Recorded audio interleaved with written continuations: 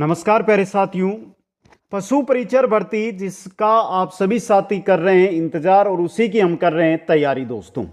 विशेष सूचना यह है कि जल्दी आपको इसका नोटिफिकेशन न्यू नोटिफिकेशन यानी कि नोटिफिकेशन आएगा, वो आएगा फॉरम डेट को लेकर कि फॉरम कब से कब तक भरवाए जाएंगे, वो जल्दी मिलने वाला है दोस्तों। अगले मैंने पहले भी बता दिया था कि 15 से 20 दिसंबर के मध्य मिल जाएगा और मिल जाएगा दोस्तों। इसलिए एक बेहतरीन तैयारी कीजिए, बेहतरीन तैयारी के साथ आगे बढ़िए दोस्तों। समझ गए।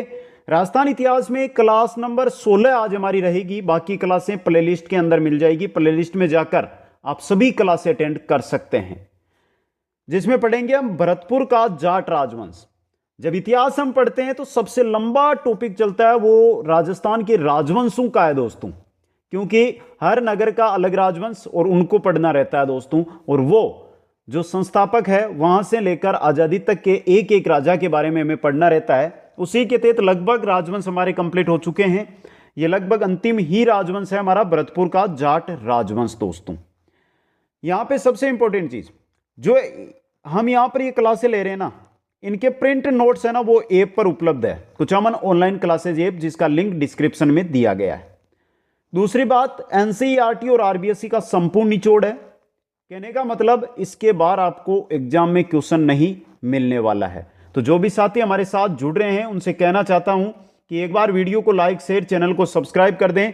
और आपको कोई भी डाउट है, अगर डाउट नहीं है तो भी आप हमारे साथ जुड़ सकते हैं इंस्टाग्राम पर, जिसकी यहां पर इंस्टाग्राम आईडी दी गई है और लिंक है वो डिस्क्रिप्शन में जाकर आप ऐप का, इंस्टाग्राम का जो लिंक है उसके माध्यम से आप हमारे साथ जुड़ सकते हैं दोस्तों। चलिए शुरू करते हैं आज की इस बेहतरीन क्लास को। छोटी क्लास है लेकिन भरतपुर का जाट राजवंश कंप्लीट करेंगे दोस्तों। जाट राजवंश, चलिए देखिए दोस्तों। जाट राजवंश की कुलदेवी राजेश्वरी माता दोस्तों। जाट राजवंश के कुलदेवता राम के भाई लक्ष्मण। जाटू का क्षेत्र राज्य का पूर्वी भाग, जिसमें भरतपुर, डिग और धौलपुर का क्षेत्र है, वो सम्मिलित किया जाता है। तो देखिए, राजवंश की कुलदेवी की बात करते हैं तो राजेश्वरी माता है। वेरी इंपॉर्टेंट है ये, और स्टार बनाता हूं, अच्छा क्वेश्चन बनता है ये, मान के चलिए। कुलदेवता है राम के भाई लक्ष्मण दोस्तों। समझ गए। भरतपुर के जाट राजवंश के जाटू का क्षेत्र अगर पूछा जाए तो पहले आप पढ़ते थे भरतपुर धौलपुर, लेकिन भरतपुर से अलग जिला बना है डिग, उसको भी अब आपको सम्मिलित करना है दोस्तों। 1669 ईस्वी को औरंगजेब की धार्मिक नीति के कारण मथुरा में गोकुल जाट के नेतृत्व में जाट विद्रोह हुआ दोस्तों। औरंगजेब की धार्मिक नीति, उसके बाद धार्मिक नीति के कारण 1669 का समय है, मथुरा के अंदर हुआ है। मथुरा यूपी में दोस्तों। वहां पर जो जाट थे वो थे गोकुल जाट, इनके नेतृत्व में क्या हुआ है, जाट विद्रोह हुआ है दोस्तों। गोकुल की मृत्यु के बाद राजा राम ने जाटू का नेतृत्व किया। गोकुल की जैसे ही मृत्यु होती है गोकुल जाट की, उसके बाद जाटू का नेतृत्व कौन करने लग जाते हैं, राजा राम नेतृत्व करने लग जाते हैं दोस्तों। राजा राम ने सिकंदरा में अकबर के मकबरे को खोदकर उसकी हड्डियों को जला दिया था। वेरी इंपॉर्टेंट क्वेश्चन है जो एग्जामों में बार बार पूछा जाता है। किस शासक ने अकबर की हड्डियों को जलाया था, अकबर के मकबरे को खोदकर उसकी हड्डियों को जला दिया था? तो वो थे राजा राम। समझ गए। तो जो साथी नोट्स बना रहे हैं वो यहां से स्क्रीनशॉट लेकर बाद में नोट्स बना लें। बाकी ऐप पर ये नोट्स है वो उपलब्ध है, आप जाकर वहां से नोट्स है वो पढ़ सकते हैं दोस्तों। अब चलिए आगे। तो यहां पे देखिए गोकुल जाट के बाद राजा राम, उसके बाद अगले शासक बनते हैं चूड़ामन जाट दोस्तों। चूड़ामन जाट 1695 से 1721 तक भरतपुर के जाट राजवंश के संस्थापक। वेरी इंपॉर्टेंट, सीधा क्वेश्चन आ गया कि भरतपुर में जाट राजवंश का संस्थापक कौन है, तो चूड़ामन जाट दोस्तों। उपाधि है राय बहादुर खां की, जो फर्क्यूसियर के द्वारा इनको दी गई। तो चूड़ामन जाट की उपाधि क्या है, राय बहादुर खां की। राजधानी बनाया था थन को। राजधानी किसको बनाया था इन्होंने, थन को बनाया था दोस्तों। और सवाई जयसिंह मोहम्मद शाह के कहने पर का आक्रमण हुआ। सवाई जयसिंह ने चूड़ामन जाट पर आक्रमण किया था। तो यहां से जो इंपॉर्टेंट क्वेश्चन है वो पहले 3 कथन है ना, यही इंपॉर्टेंट है आपके लिए। जो साथी नोट्स बना रहे हैं स्क्रीनशॉट ले लीजिए, जैसे ही स्क्रीन पे आते हैं मैं स्टार बनाता हूं, उसके बाद आप नोट्स ले लीजिए। आगे चलिए अगले शासक की ओर बढ़ते हैं। बेहतरीन नेक्स्ट शासक आते हैं बदन सिंह दोस्तों, 1723 से लेकर 1756 तक। जाट शासक चूड़ामन का पुत्र था बदन सिंह। चूड़ामन सीधा आ गया कि भरतपुर में जाट राजवंश का संस्थापक कौन है, तो चूड़ामन याद रखना है, और चूड़ामन के पुत्र है बदन सिंह। समझ गए? जाट राजवंश का वास्तविक संस्थापक है ये, वेरी इंपॉर्टेंट। दो क्वेश्चन बन गए हैं आपके, एक तो जाट राजवंश का संस्थापक, दूसरा जाट राजवंश का वास्तविक संस्थापक। तो संस्थापक तो है चूड़ामन, वास्तविक संस्थापक है बदन सिंह। इनको उपाधि दी गई थी ब्रजराज और राजा की, किनके द्वारा?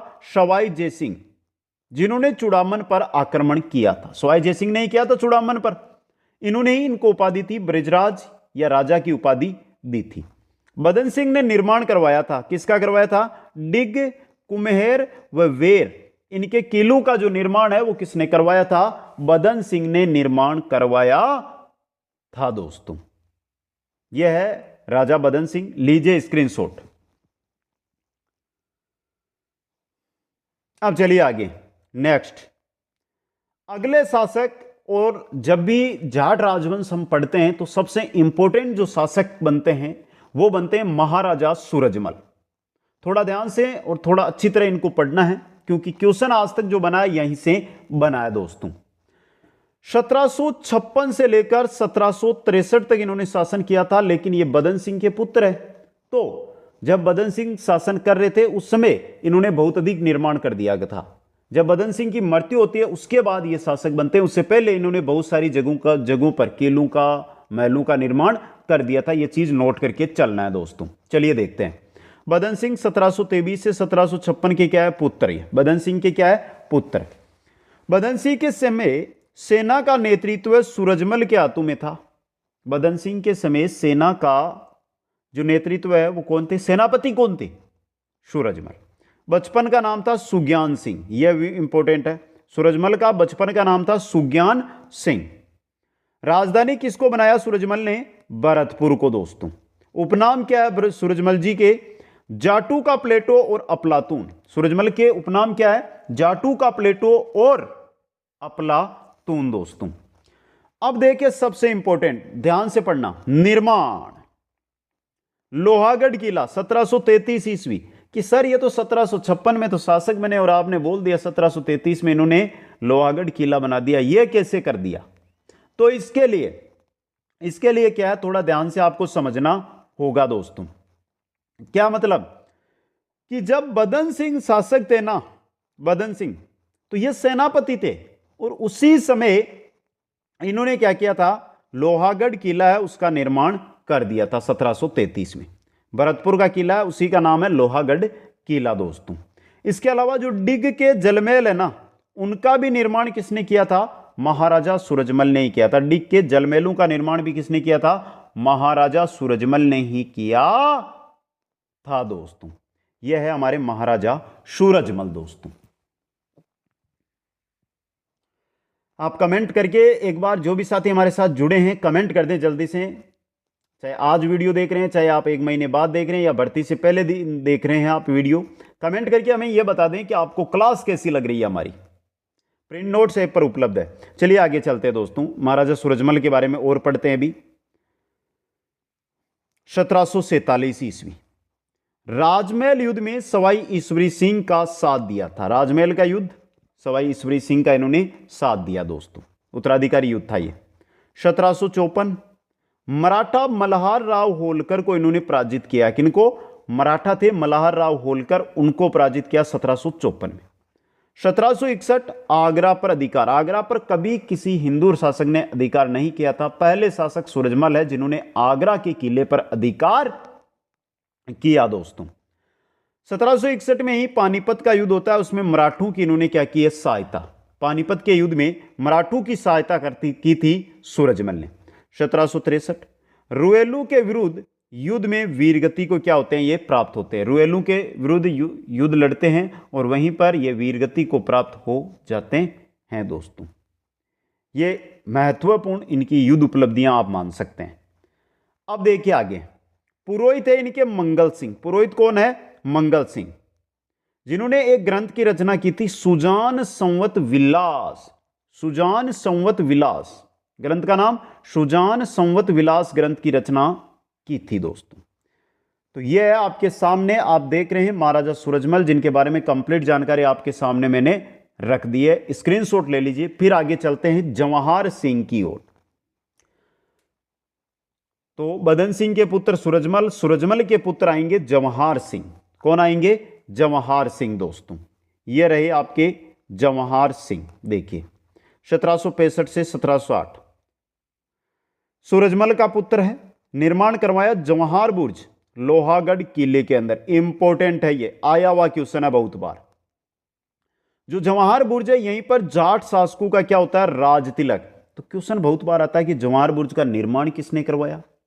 जवाहर बुर्ज कहां पर है? या जाट शासकों का राज तिलक किस बुर्ज पर होता था? तो ये याद रखने। समय आता है 1765 का, दिल्ली पर कर देते हैं आक्रमण। 1765 में क्या किया? दिल्ली पर आक्रमण किया और लाल किले से अष्टधातु का दरवाजा भरतपुर लाए। इंपॉर्टेंट चीज, भरतपुर के किले में आज भी यह दरवाजा लगा हुआ है, ये किवाड़ लगे हुए हैं, अष्टधातु से निर्मित ये किवाड़ जवाहर सिंह दिल्ली से लेकर आए थे, लाल किले से उतार कर लेकर आए थे। तो यह क्वेश्चन आ सकता है। इसके बाद मांडवा मंडोली का युद्ध होता है 1767 के अंदर। इनके मध्य? माधो सिंह द्वितीय और जवाहर सिंह के मध्य, जिसमें विजय प्राप्त कौन करते हैं? माधो सिंह विजय प्राप्त करते हैं दोस्तों। ये थे जवाहर सिंह, सूरजमल के पुत्र जवाहर सिंह। जो वेरी इंपॉर्टेंट क्वेश्चन बन रहे हैं उन पे मैंने बना दिया स्क्रीनशॉट, बना दिया स्टार, आप ले लीजिए स्क्रीनशॉट इसका। और बढ़ते हैं आगे नेक्स्ट शासक की ओर। जवाहर सिंह के बाद जो अगले शासक हमारे सामने आ रहे हैं वो आ रहे हैं केसरी सिंह दोस्तों। 1768 से 1775 समकालीन मुगल बादशाह शाह आलम द्वितीय के क्या थे? ये समकालीन थे। तो कोई विस्तृत जानकारी नहीं है, बस जानकारी के लिए बता दिया। अब देखिए 1775 में अगले शासक बनेंगे। स्क्रीनशॉट मत लीजिए क्योंकि ये काम की चीज नहीं है। 1775 का समय और अगले शासक बन जाते हैं हमारे कौन? रणजीत सिंह। 1775 से लेकर 1805 तक दोस्तों। देखिए रणजीत सिंह को लेकर जो क्वेश्चन एक बार एग्जाम में आता है और जो सर्वाधिक क्वेश्चन आया है वो यही है दोस्तों। पहला कथन, पहले स्टार बना रहा हूं। जनरल लॉर्ड लेक ने 5 बार भरतपुर किले पर आक्रमण किया, लेकिन 5वीं बार क्या रहा? असफल रहा। तो अंग्रेजों ने 5 बार अटैक किया था भरतपुर के किले पर, लेकिन भरतपुर के किले को जीत नहीं पाए थे और 5 बार आक्रमण किया था। उस समय शासक थे रणजीत सिंह दोस्तों। 29 सितंबर 1803 ईस्वी में लॉर्ड लेक ने क्या कर ली? साहिक संधि कर ली दोस्तों। लेकिन 1804 में अंग्रेजों के विरुद्ध होलकर का साथ देकर संधि को तोड़ दिया। 1803 में तो संधि की है, 1804 के अंदर होलकर का साथ दिया और संधि को तोड़ दिया, 2 भागों में बिखेर दिया दोस्तों। 1805 में फिर से अंग्रेजों से क्या कर ली? संधि। 3 में की, 4 में तोड़ी, 5 में वापस संधि इन्होंने कर ली। अब देखिए एक इंपॉर्टेंट कथन, भरतपुर क्षेत्र में एक प्रचलित कहावत है, गोरा हट जा रे राज भरतपुर, 8 फिरंगी 9 गोरा, लड़े जाट का 2 छोरा। अब 2 छोरा कौन है? एक तो दुर्जन सिंह और एक माधो सिंह की वीरता का परिचय, जो रणजीत सिंह के पुत्र हैं दोस्तों। तो ये थे रणजीत सिंह। जो क्वेश्चन यहां से बनते हैं, ये क्वेश्चन बहुत है, 8 फिरंगी 9 गोरा, लड़े जाट का 2 छोरा किस शासक के समय कही गई, या किस शासक जो है कहां के राजवंश के बारे में यह कहावत है? तो ये थोड़ा ध्यान से देख लेना दोस्तों। समझ चुके हैं आप सभी साथी?